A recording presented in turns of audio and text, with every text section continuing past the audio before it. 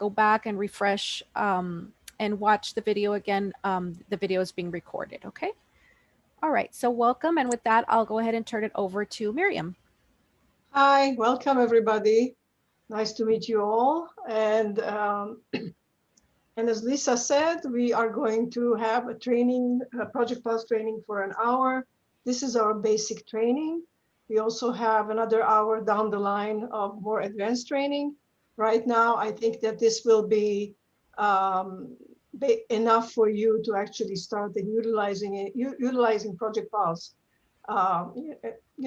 for anything that you need at the moment. Later on, we'll definitely advance it and do a more advanced training. Okay, let me just share the screen with you guys.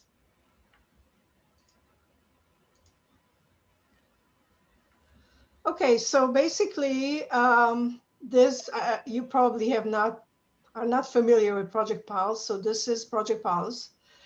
Project Pulse is a collaboration platform for project-based learning and inquiry-based learning.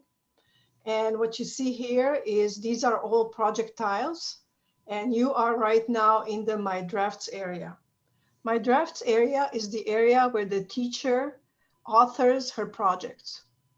And there are, as you see here, there is a plus button here that actually enables you to create new projects. There are 3 ways of creating projects in Project Pulse. The one that we recommend the most is actually going to our Project Pulse catalog. The Project Pulse catalog has about 200 projects that you can clone and reuse and immediately assign it to students to start working on. We recommend this because these lesson plans, and I'm going to show you exactly what types of projects we have in the catalog. These are, already prepared, ready. All you have to do is maybe go into the project, check it out, see if there's something that addresses what you need, and then after that you can immediately assign it to your class. So we have 4 types of projects in the project catalog. We have starter projects. So starter projects are projects of 1 day or 2 days long. Mostly they are one-tab templates, and in a minute you'll understand what does it mean to be one tab. And so these are projects that we recommend to start with. You don't necessarily have to. If after this training you feel comfortable doing something else, something more complex, that's fine with us. We also have templates. Templates are more wide range projects, I would say. And what do I mean by that is that, for example, we have something that's called the historical event template. So any historical event that you would do, this template would probably address the basic things that you need in a historical event. If your kids are doing a project, a biography, of course, you can use it for anybody's biography. It doesn't have to be just one person. So that's what we mean by general. A country state project, any country, any state, you can do that. So these are the templates. And then we have lesson plans. And lesson plans are more subject specific. So you have things like, a project about. Oh, I have mine too, but he doesn't do anything.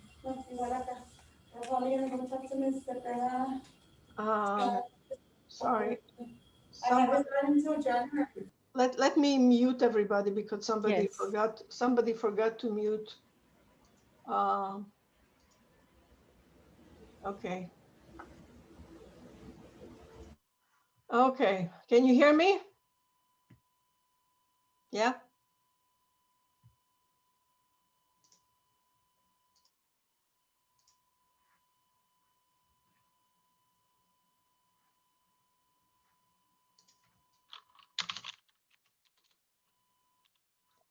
Okay, let me continue this.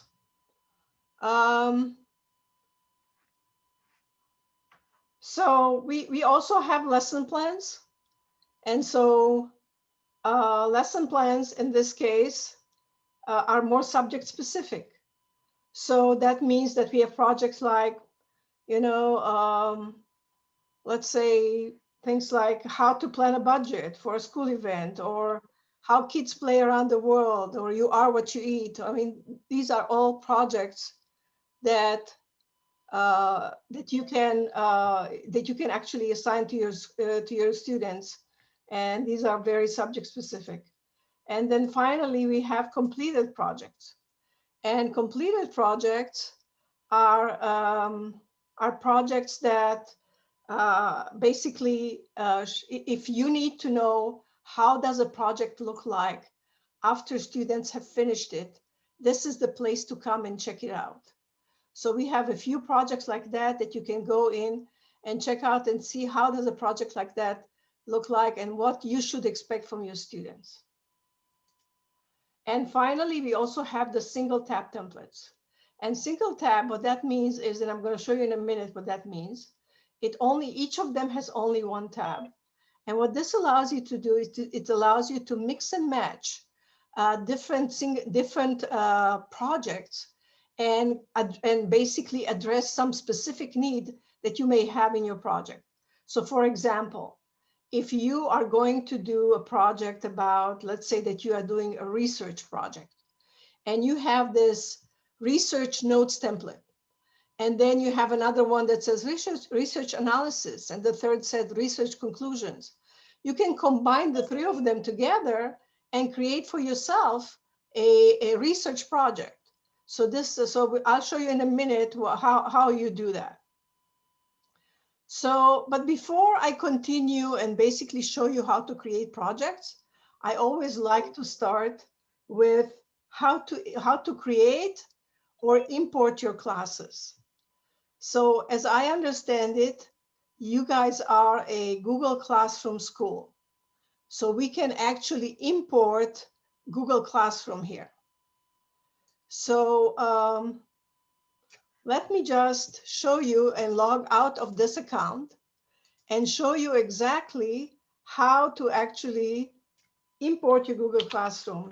And the reason I need to log out is because I have my Google Classroom in another account.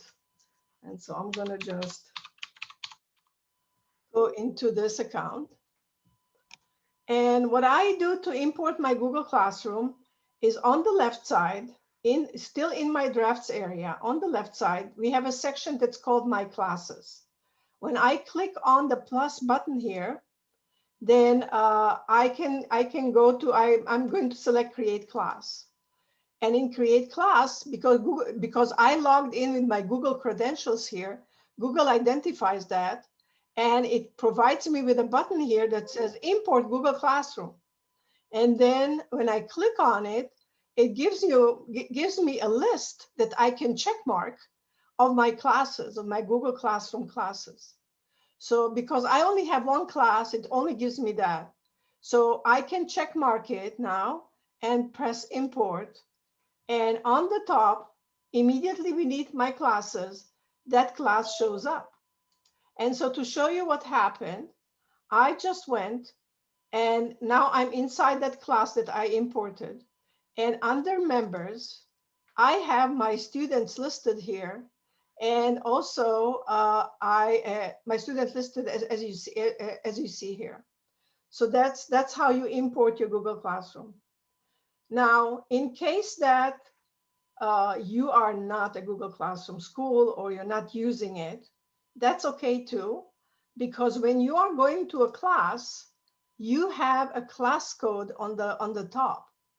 And this class code, once your students are going to get the sign up link. So in this case, in case that you are not a Google Classroom school, your students actually need to use the sign up link that Lisa already has because I provided her with the account. But I don't know if I have to specify this. I'm just telling you how it's done in case that you are not a Google Classroom school. So in that case, teachers and students need to sign up.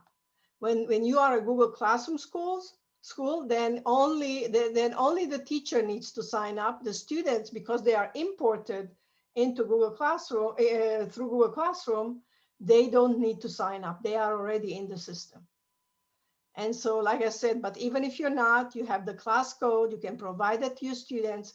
Your students will sign up to that class by clicking on the plus button and selecting join class and typing in that class code. and they are in there. Okay, now let's say that you already have a project and you want to assign that project to a class. Let's say that I'm going to select design a garden, this project. So what I'm going to do, once I open this project, I have a button that says assign to class. I'm going to click on it. And here it gives me, because I imported this many times, I have all my classes listed here. I'm going to select just the top one, the one that I just created right now. And now I'm going to, on the bottom, I have two buttons. Once I'm selecting a class, I have two buttons on the bottom here. One of them says create teams. The other one says skip teams and assign. Create teams means that you assign the team ahead of time. You say exactly which students are in which team. The other option is that you delegate, that you will choose the skip teams and assign. So all you do is just assign it and that's it. And then students will, usually if this is a team project, then there is a team leader who will start the project and they will add the other team members. I recommend that you create teams by yourself. That's easier.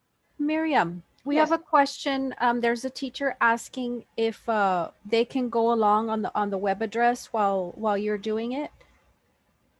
What do you mean go along with the web address? They want to log into the application? Yes, they want to log Absolutely. in. Oh, Mhm. yeah. Okay, so what do we need to share with them so that they can? So all you need to share with them is I sent you a sign up and sign in link email, Okay. and you need to share that with them and they need to click on the teacher. Yeah, that's actually a good idea that everybody sign into the system. Yeah. Let me go. So if you give it to them, if you send them the teacher sign up link, then they are set. Now, were we talking about a recent one? Because I had gotten one for a trial sometime back. So that's the one, the only The one. same But one. you know what? I can share with everybody. That would be good. Let me just do that. Let me just stop for a minute sharing, and I'm gonna give you in a minute.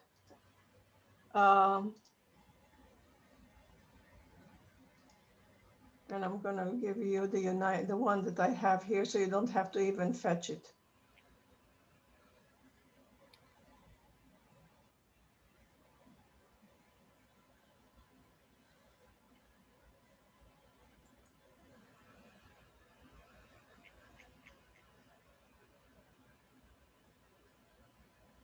Since our teachers are using Google Classroom, they will be using the option to import their classes from Google Classroom.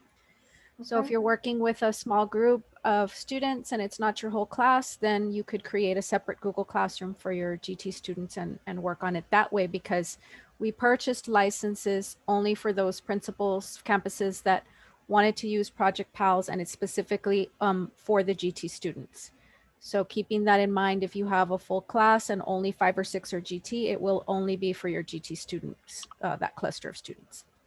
Okay, just 1 second.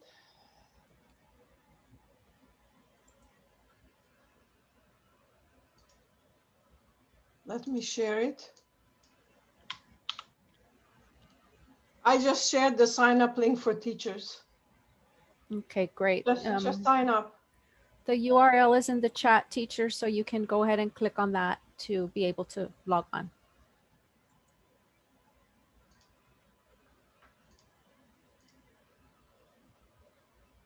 Yeah, it's actually a good idea for you to import your classes as I'm doing it.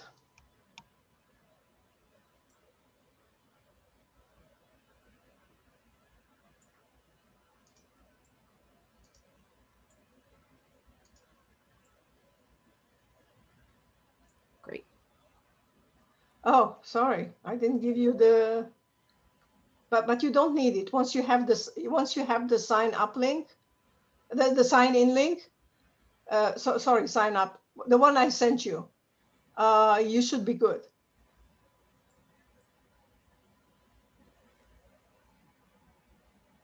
Okay, Miss Lara, you accessed it through your Google account? So yeah, so there is, when you sign up, on the top it says sign in with Google. And you should do that. You should use the Google. If you are a Google Classroom school, you should use Yes. that. You shouldn't type in another email address or something like that. You should use the same one you're using for your Google Classroom. Thank you. Thank you, Ms. Lara.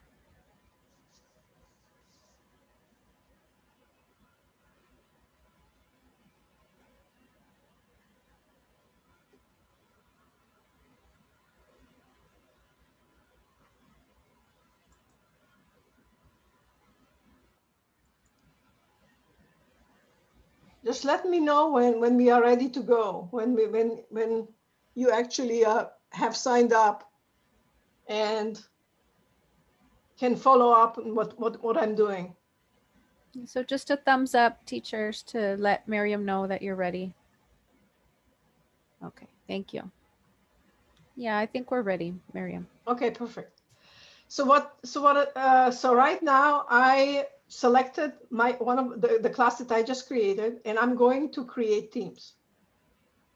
And what happens now when I press create teams is that it gives me my students. It lists my students here. So now I can start teaming them up. I can click on a name and then click on another name and say, okay, add to team. And it creates the first team. Now I have 2 more students left. I'm gonna again press add to team, and I'm done. I have no more students. They are all set up in teams, and now I'm gonna press finish and assign. And let's see in a minute what happened. So in this class, in the class that I just created, under projects, I have created 2 projects with different names on it. So each of them has different students listed here, exactly the way I teamed them. And so this is the place for your students when they sign in, okay? And Lisa has that email that gives you, but if she doesn't, then I can find it and resend it to her again, that says, what is the sign in link? So after you signed up, which you did right now in this session, the next time you are not going to use that link anymore, you are going to use the sign in link. That's the one you're going to use. And so once you are signed, that's actually logging in to the system. Your students, because you imported them to your Google Classroom, they have to use the sign in link immediately. They don't need to sign up. They are in the system. Okay, so this is how you actually assign projects to your students, and as I showed you before, how to set up your classes, how to import your classes. Okay, now let me just go back for a minute, sign out of this account and go back to my previous account.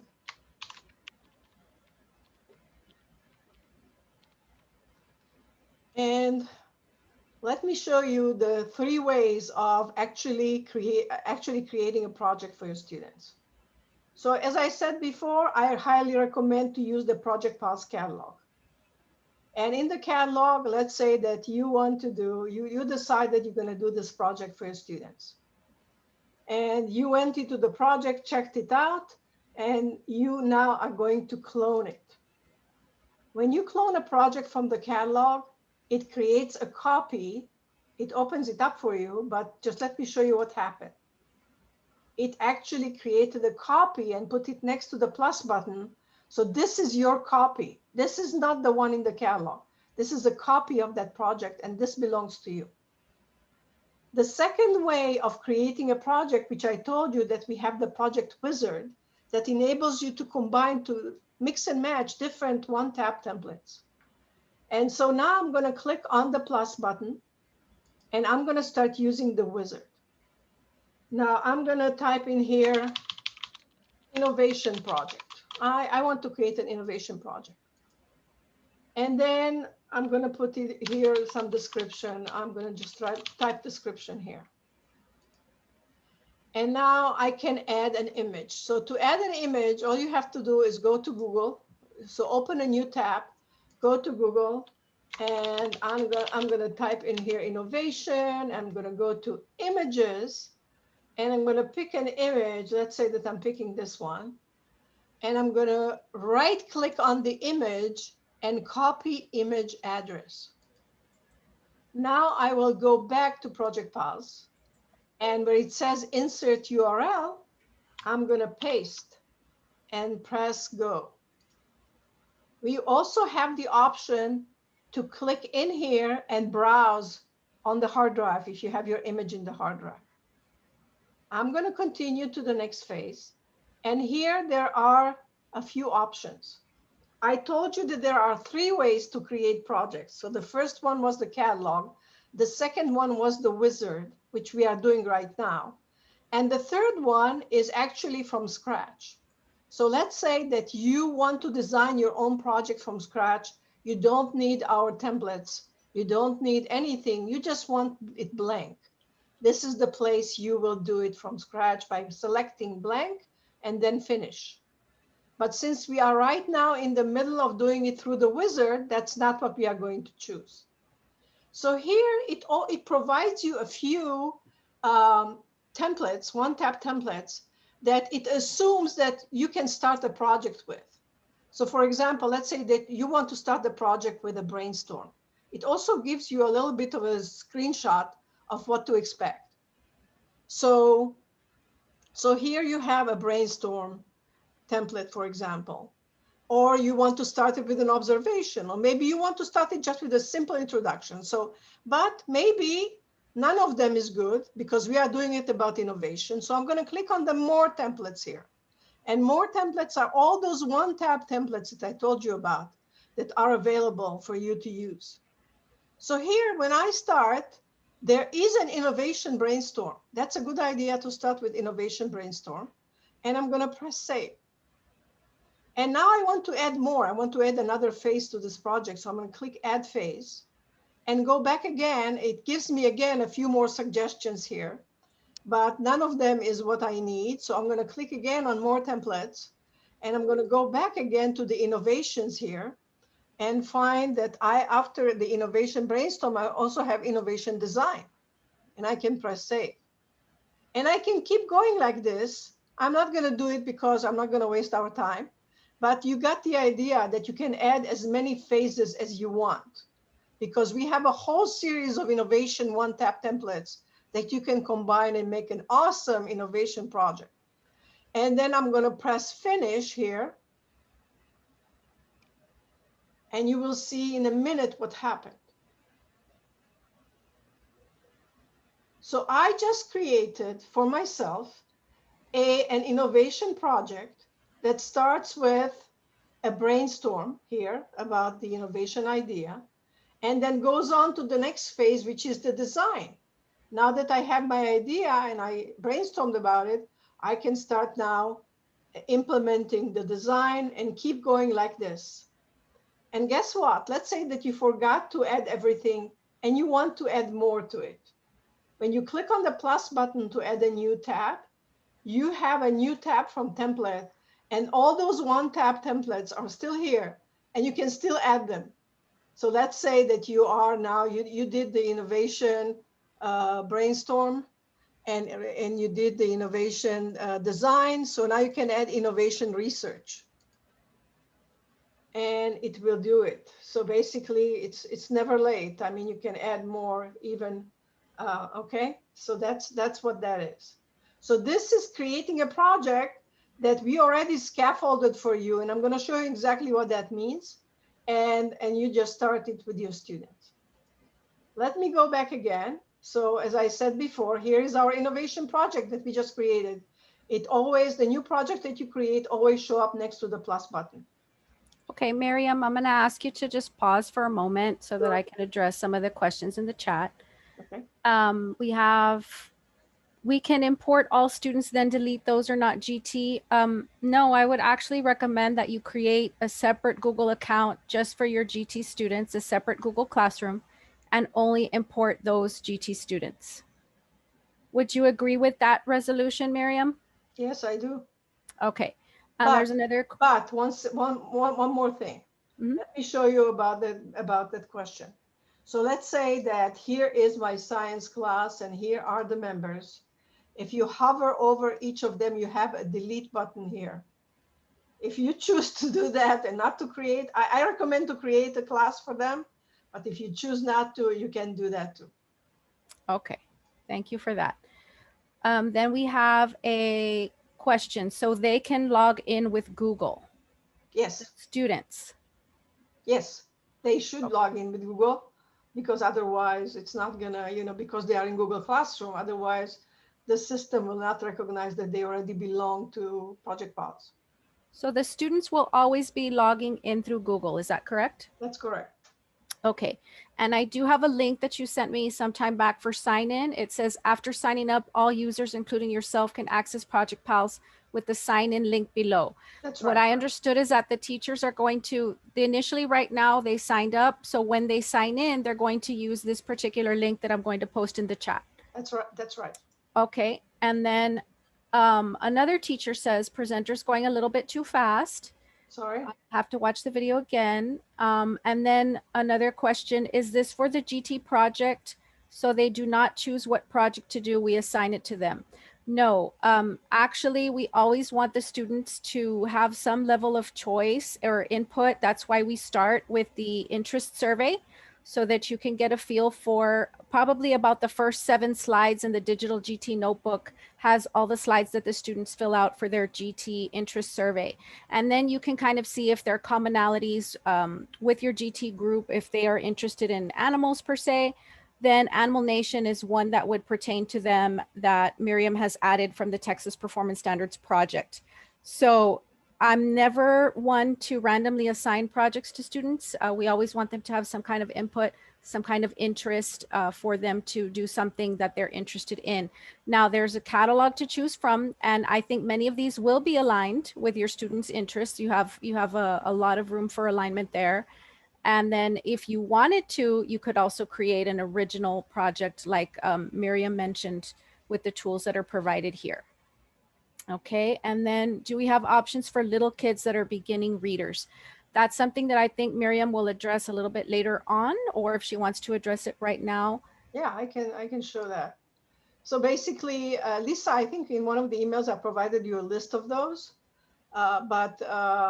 But yeah, I do have it, but when you go into the actual system, they're actually indicated for older grade levels. So because they can do that too, but younger students can do it as well. okay. So these 1 to 2 tap templates include something that's called the GLAD series. This is an English methodology of teaching students. And so, for example, something very simple would be cognitive content dictionary. So in this case, what students are going to do, they are learning they are learning some vocabulary, and they are going to get those words. They are going to write down the words, and then they are going to predict the meaning of these words. And then they are going to look it up in the dictionary. And then they are going to provide an image, sorry about this broken link, an image for that, and then finally provide a sample sentence. This is very simple, very beginner. And there are quite a few of those that are very easy. All the GLAD projects are very, very easy to do.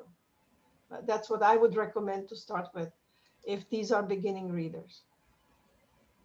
Does that answer the question? But also things like Animal Nation, or and there are others. I can write it up again and make the list of those that you can actually use for young students. I'm sorry about going fast. We only have an hour. Right now, we only have 29 minutes left, and there's quite a lot to cover. So that's the only reason for it. But I'm going to try to slow down. Does Okay. the teacher creates the template for the students, correct? That's right. Yeah. That's right. Okay. Yes, Ms. Mondragon. Yeah. Okay. So so let me now go to so I showed you how to create a project from the wizard. I also showed you how to create a project from scratch. So basically from the same place with the same plus button, only now you are going to choose the blank template, and then press on the finish button, And there is the one that you can now start using to design your own project. Okay, let me just go into the project. Let's say I'm going into Animal Nation now. This is the project that I just cloned. And this is what's happening inside the project. So here is the name of the project on the top left corner. And then there is a description of the project, which you as a teacher can now change by clicking on the pencil here. And you can, change it. On the right side, the moment that students start working, there's going to be a pie chart that is going to show you what percentage of the work was done by each student. Okay. If you have a video that you want your students to watch before doing the project, this is the place to actually add it.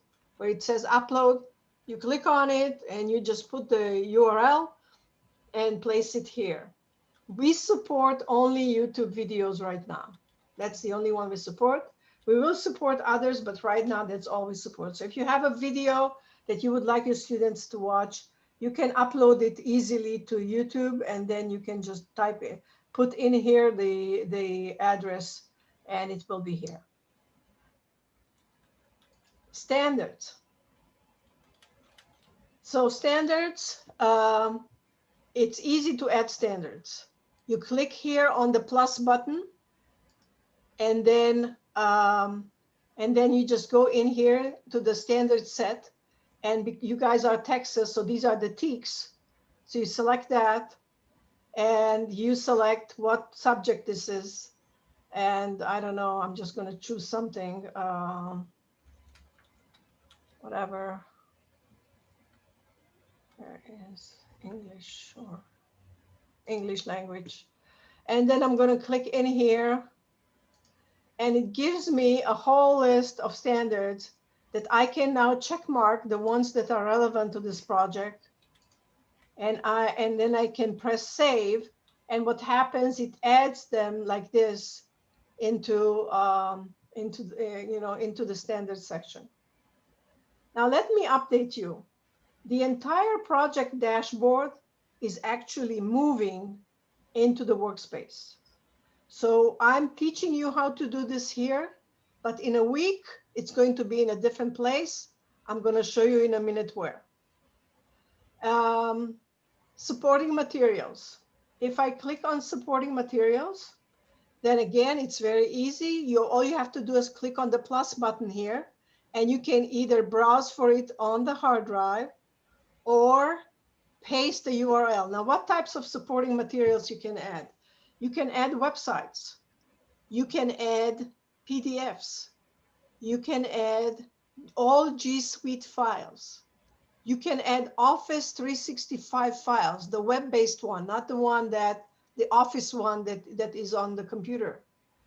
You can add YouTube files, and you can add MP3 files that are not bigger than 50 megabytes. Tasks. So basically, you as a teacher or your students, if you decide that you want them to assign tasks to themselves, can both assign tasks. Here under to do, you can click on the plus button, and it gives you can type in what needs to be done, who will do it. When you are assigning a project to students, their names are already here in the drop down, and you can just click on and check mark who is going to do this task. You can also assign it to multiple students. What is the priority? And then due date. You can select a due date and a short description of how the project is going to be done, and then press add, and it's going to be added here. So if I'm going to just call this test and select myself here and select the due date, and here I'm going to put another test and click add, then this is a task. Once the task is there, your students can now move it to in progress, and then when it's finished, move it to done. We changed this. I'm going to show you how we changed it. We made it much easier. Statistics. Statistics is the place where you will find the analytics that shows your students' performance. Right now, because this is, it has not been assigned yet to students, and we only record student work, we don't record your work in the system, then only then you will start seeing the charts and the graphs showing up here. I will take you to a finished project to show you how that looks. You can also co-author a project with another teacher. When you click on the invite co-author, then all you have to make sure that that teacher has already signed up, and then use their email address, the one they log in with, to type that email address here and press send, and they will be invited to join and author the project with the original teacher. Now let me take you to the workspace. Now we got a lot of comments that people would like to see everything in one place. This is the workspace. And they didn't want to switch between the dashboard and the workspace. So we listened and we put here a right side menu. And on the right side menu, we put the dashboard here. So here are the project details. So here, if you want to change the image of the project, you can change. You can change the name of the project. You can type in a new description if you want to, and then press save. You can also, in a minute, I'll show you what this is, but then you can also add supporting materials. I showed you before in the project dashboard, the supporting materials and how you can add them. It's really easy. All you have to do is click on the add, and again, just either a web page or anything that you want to add in here. And, just include that here, and it will add it as a supporting material. Let's say that I'm adding this video in here. And it was just added here. Here it is, a video, whatever. That's what I had available, photosynthesis. So it shows up here. This is where you can edit it. You can edit its name if you want to, and you can also trash it if you don't need it anymore. Your students are coming into the supporting materials section, and they will be able to open it in a new tab. Then analytics. Right now, we don't have analytics, but in a minute, I'll show you how powerful that is and how that looks when a project is already in works or in process. And everything else will be added here. The task will be here, and also the other sections there, the standards. Everything will be listed here. The dashboard will disappear. Just wanted to update you about that. Okay, so this is the project workspace. This is where the work is done. This is where students are going to do the work. We break down a project to phases or to tabs, like tabs in a browser.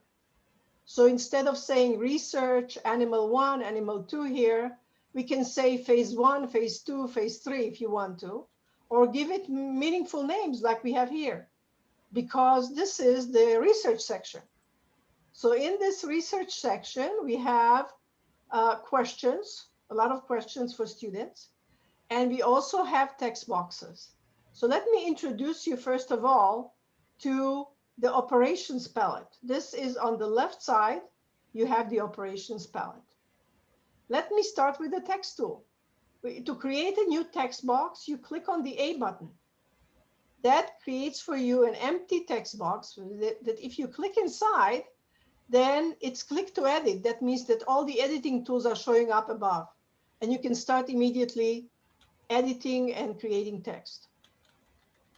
Now, let's say that I don't need this. I'm going to click on the 3-dot menu here. That's the context menu. And I'm going to create an archive object. Now, what happens to something that you want to remove from your workspace? It is not deleted permanently. You can restore it. And in a minute, when I show you the content library, you will see how you can restore something that was deleted.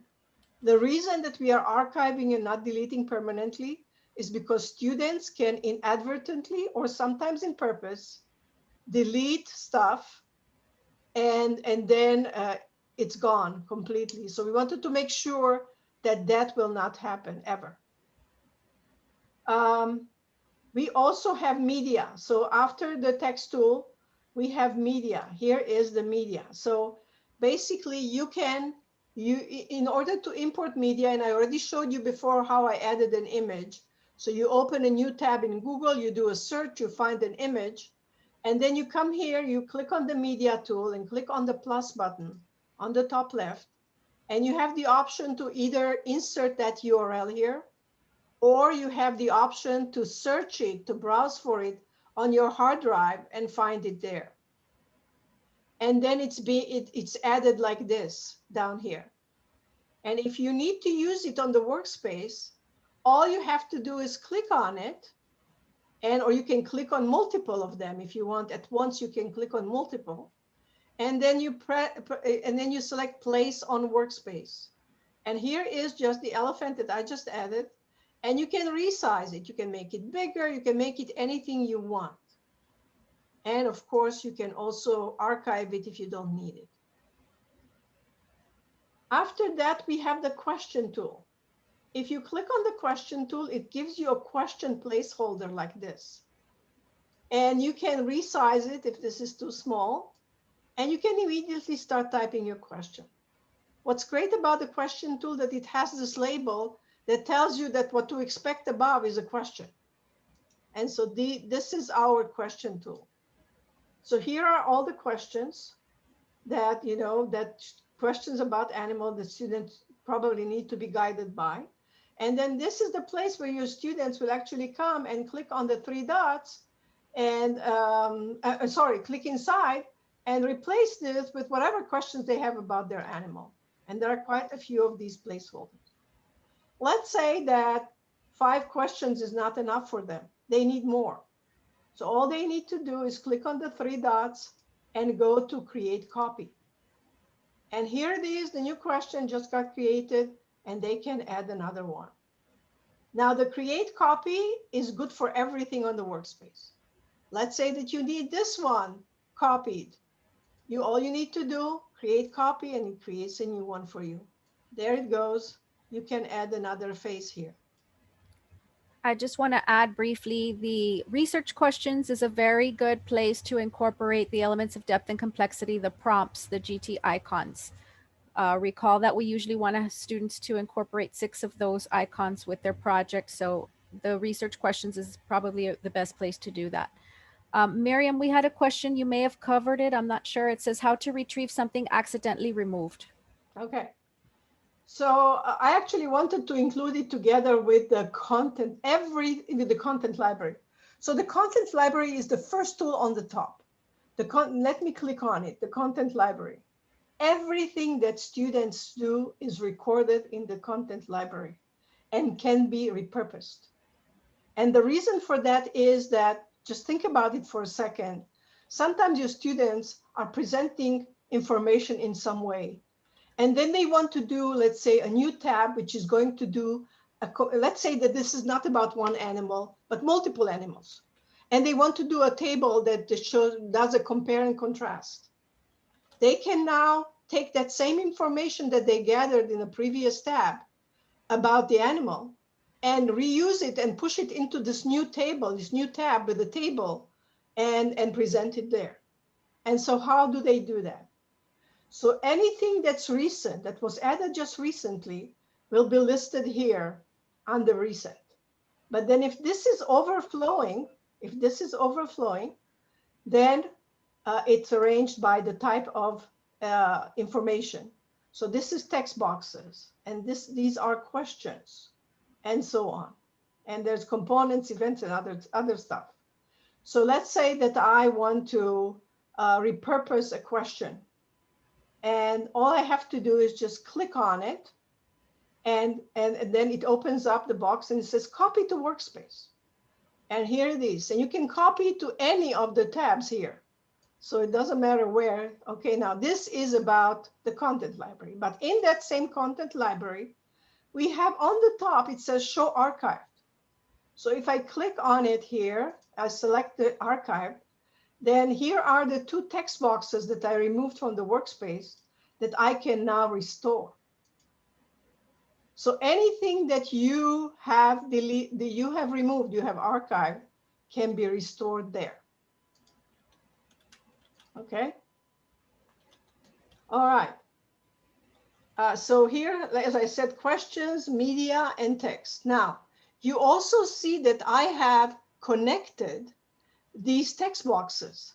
I have a mind mapping tool or a relationship tool. And the way to do that, so the last tool on the bottom here is the relationship tool. And actually, this is together the drawing and the relationship tool. I'm going to select the relationship tool here. And when that is selected, all I have to do is just choose the type of line that I want to have there, whether it's solid or broken, the thickness of it, whether it finishes with an arrow or not, and a color. And now all I have to do whenever the relationship tool is on, every object on the workspace gets these little purple dots. And all I have to do is just drag a line from one purple dot to another, and then even define the relationship between them. So this would be, so in this case, it's not a relationship, it's just a connector. But this is going to be step 6.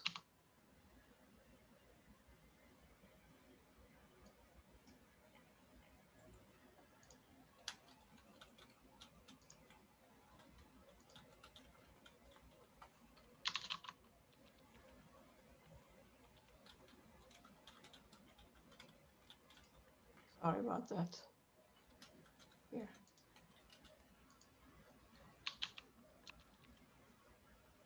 Step 6. Okay, so there it is. So that's a relationship.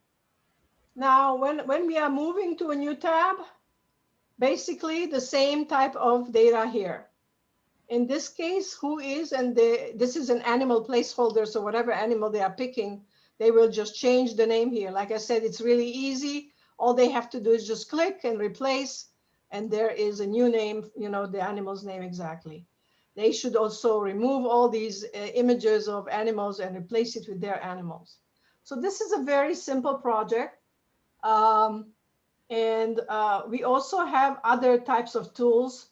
We are great believers in computational thinking. And we have, in addition to the fact that projects are broken into phases. So let me just explain for a minute what is computational thinking, and then you will understand what that means. And so computational thinking is the way that engineers work when they have to solve a big problem. They break it down to smaller pieces and they solve each separately. And then they put it back together with some logical glue. So some of the ways that Project Pulse tackles that is by breaking down the project into these phases or these tabs. And so this is the first way of actually addressing computational thinking. But then we also have 2 tools that address that. So like I said, it breaks down. So for example, if we are doing a project about photosynthesis. Let me just take you for a minute there. And I'm not going to delve too deep into this because we are going to have an advanced training and that will cover it. But you may encounter this in a project here or project there, which is why I decided that maybe I should show it to you. So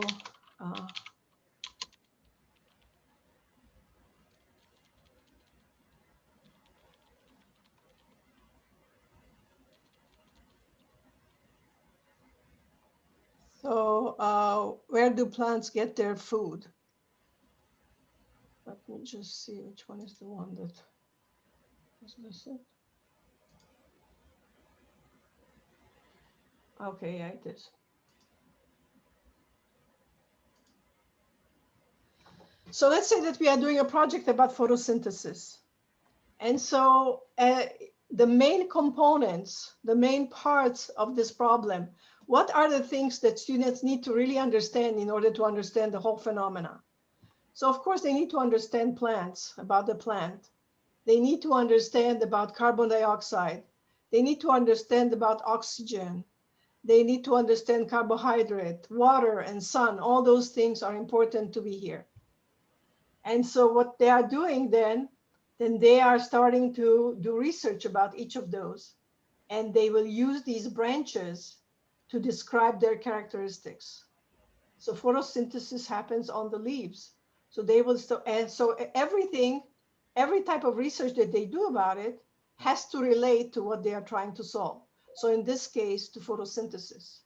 So when we are adding the sun here, they will not do research about everything that they know about the sun.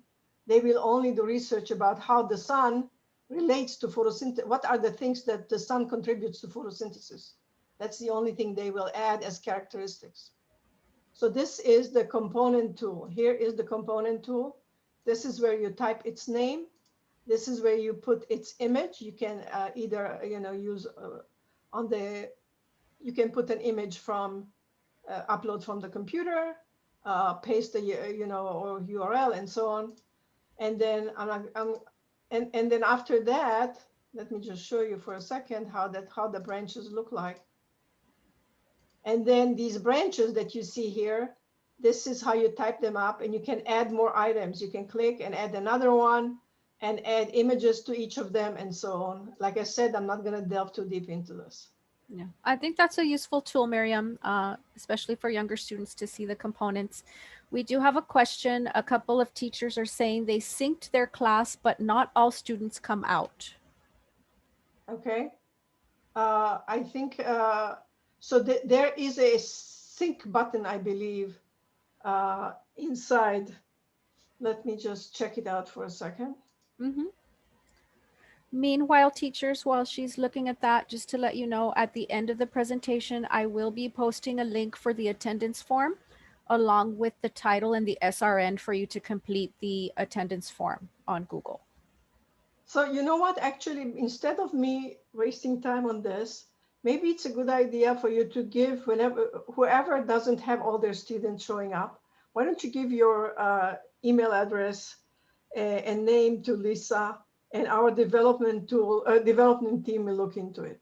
And If we'll you come. could post your email and your name in the chat, teachers, those of you who are having the issue with syncing your students. Okay. Okay. Let me go back to that project for a second, because it also has the events there. So the events tool is the tool next to the components. And this is an amazingly powerful tool. So if components are showing what are the main parts of a project, and the branches show its characteristics, then the events tool shows processes or algorithms. So in this case, the process, what happens during photosynthesis.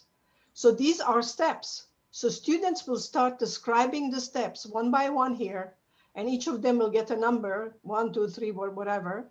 And then this is the place where they will do that. Again, you're going to do the same thing, type the name of what it is, the process that you're describing, an image, and then these are the steps. And to add new steps, just click on the step. One great thing about the events tool is that you can also use it for timelines. For example, you do a social studies project or whatever that has that time or date has meaning and location has meaning. So let's say that in this case, I can, it's not relevant to photosynthesis, but I'm just going to show you the example. So I can put in here 19, 10, 2020. The reason you have to type it is because we wanted to allow you to also write there 500 AD or 60 BC or something like that. And then location is, let's say the location has meaning. And I'm going to put in here, you know what? Why don't I put Laredo, Texas? And then I'm going to press save. Now what happens is, oops.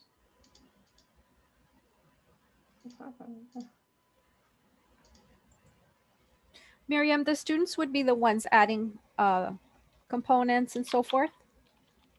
Yeah, all the content is done by students. Yes. So let's say that now and I'm going to put in here also 10, 19, 20. Okay, so a few things happened here.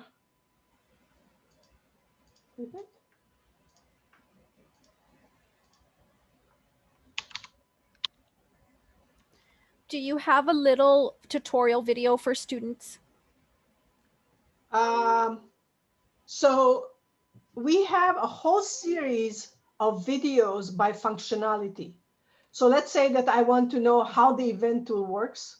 We have a video that's about 4 minutes, or some videos are 1 minute, some videos are 2 minutes, very short videos.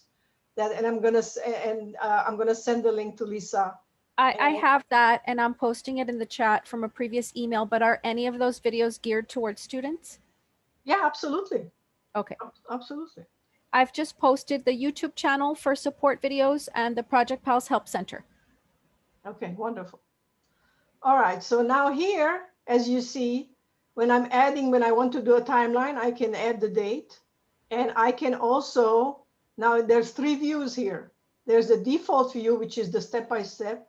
There's gallery view, and you can show the image big and the text underneath small. And we are also adding video here, so you can put videos instead of images. And the last one is the map view that is going to map it on a Google map. So here is that image with that text.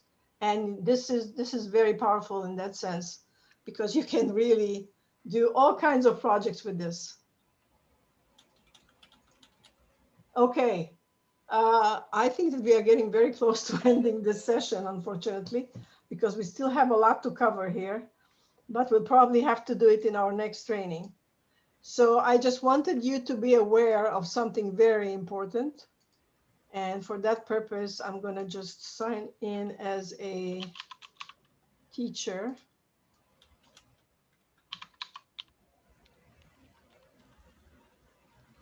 And I want you to know how you can reach out for help. So let's say that I am in this project and I'm going to the workspace. And here on the bottom, there is a little circle icon with something that looks like a disk. This is where you can type in here, I need help. Oops, sorry. I think the main thing is going to be for the teachers to be able to sync their students to get their kids set up. That's going to be immediate. And then we can talk about another training date. And I had a request from one of the teachers for me to email the links that I'm posting in the chat, and I will certainly do that. I will send an email containing the links from the training today. Yeah, absolutely. That's going to be very important. What else did I want to show you in a minute here? Oh yeah, the analytics. Let me just show you 1 second, because you need to see how the analytics looks like. So let me take you to a project that was finished. And just 1 second. And you'll see how that looks like. So let me just go there.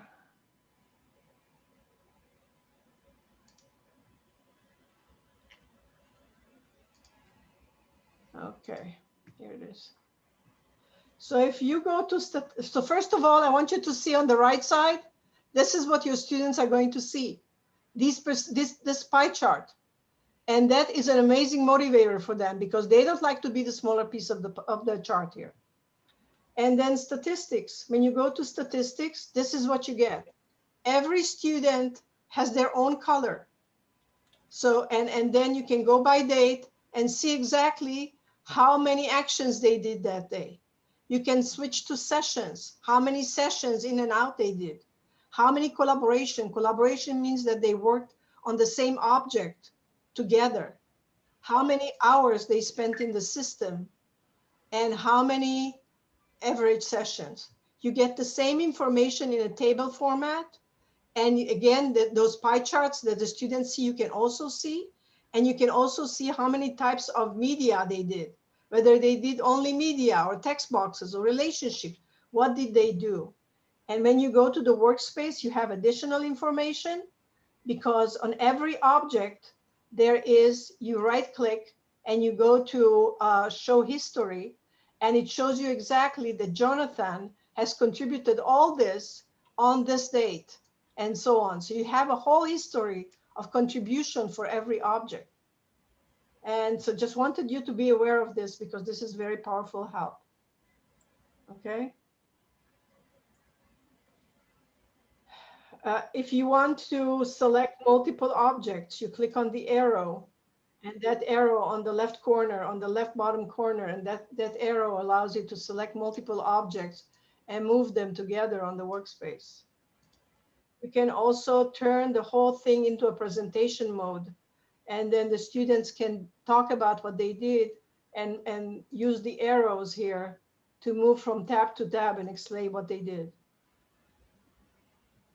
I did not have a chance to show you the analytic styles, but I don't know, Lisa, what do you think? Well, we did schedule it from 3 to 4. Teachers, those of you who would like to stay are welcome to stay. We're going to stay a little longer. If you need to go, that's fine. Just make sure that you fill out the attendance form at the link, and we will continue recording the session in case you want to come back. Okay, so that's what we'll go ahead and do. Perfect. Thank you so much. Mhm. Okay, so we also, so after the components event, we have something that's called analysis styles. So think about, these are analysis styles. Think about analysis styles in the following way. Like you have the question tool that has the label that frames the information that's above it. Analysis styles allow you to create your own custom labels, and then you know what to expect above. So in this case, these are all cause analysis styles. And so you know that what is going to be described here are causes. So how do you do analysis styles? This is the tool, the third from the bottom. If you click on it, the 3 default ones are problem, solution, and evidence. What's great about these, that they are really great in these charts, in these, I would say, mind maps. Because in mind maps, you can clearly see everything, you know, so if there is also a problem that's connected to cause, you immediately see the relationship between them. And so the default ones are problem, solution, and evidence, but you can add custom ones. So I already added factor, cause, and help option. All these things are here, but you can click here and just type it. So let's say, I don't know, you want to name it something else, you can name it, and you just add the text for it here, and that's it. And it's going to look like this. Kids love it because it focuses their attention. They know what to write here. They know what you are expecting. So that's the analysis style. We also have something that's called an annotation tool. So look here, how clear this is. On the one side, we have all the cause styles. On the other side, we have the solutions. So kids see this, you know what to expect, they know what to expect and to write here. And so this is very powerful. Okay. All right, so let me just show you what does it mean to create an annotation. Let's say that you have an image and you want to delve deep into what's happening in that image. Let's say that you have a heart that you want to show exactly what each chamber of the heart is doing. You can put an annotation above each chamber of the heart. So this is not a heart chamber, but let's say that you want to show what's happening here in this picture. And you can use an annotation. You can click in here, type a title, and say my help, and put an image here, and also explain what exactly you did in this picture, what was in the bag, was whatever. You want to delve deep into something, some phenomena. So, and then you can also select the color for it and so on. And even make, if you don't want this little icon show up only in the label, then you can just do that and then press save. And then you just take this annotation and put it above the phenomena that you want to focus on. And then just open it up. And when you have an image, it's even bigger. And you can also put a video in here. So basically, it's very powerful. Believe me, this is very powerful because you can just take a big image of something and delve deep into different things that are happening on that picture. So I think that the last things, you can comment. Students can comment on each other's work, and you can comment too. Every object has the little commenting icon. And on the right side, you can say, this is great work. And then what happens is that because because this is not a project in the classroom, but if I did it in a classroom where I assigned a project to somebody, and I'm now going to the workspace and I'm going to use the commenting tool here.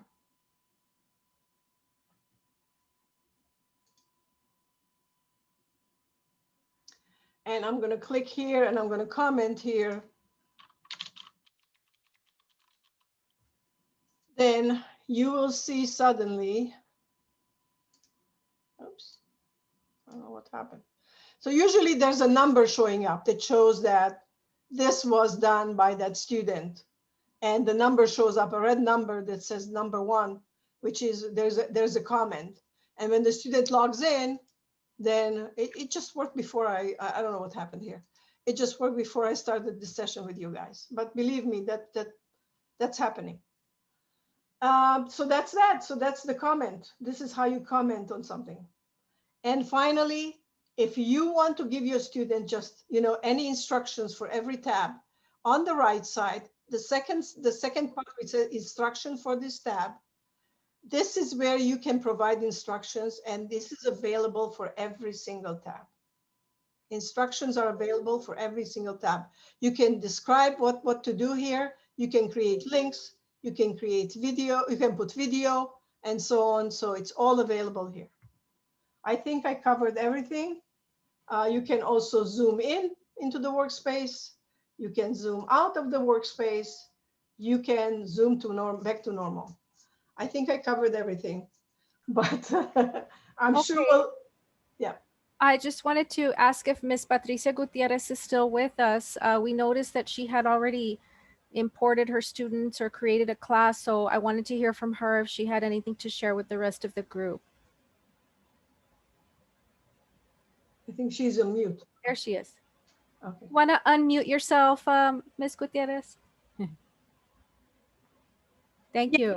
Able to create my class, but right now I do have a mixture and they're not all identified. So I'm going to wait for a little bit to work with my team so that we can make sure that we have the right students.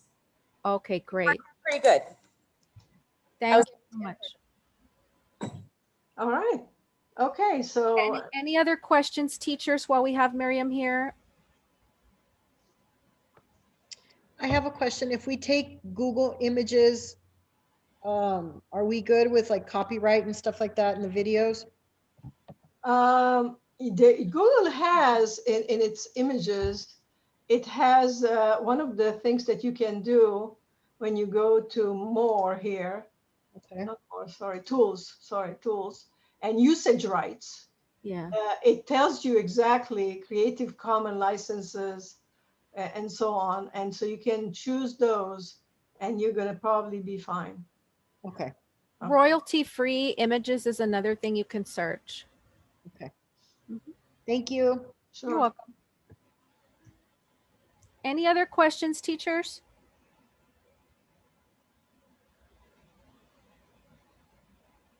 All right, perfect. Okay, yes, I'm going to be around here a little bit longer if anyone has any questions. Miriam, thank you so much. Oh, thank you. Let me just stop the recording. I can stop it now, right?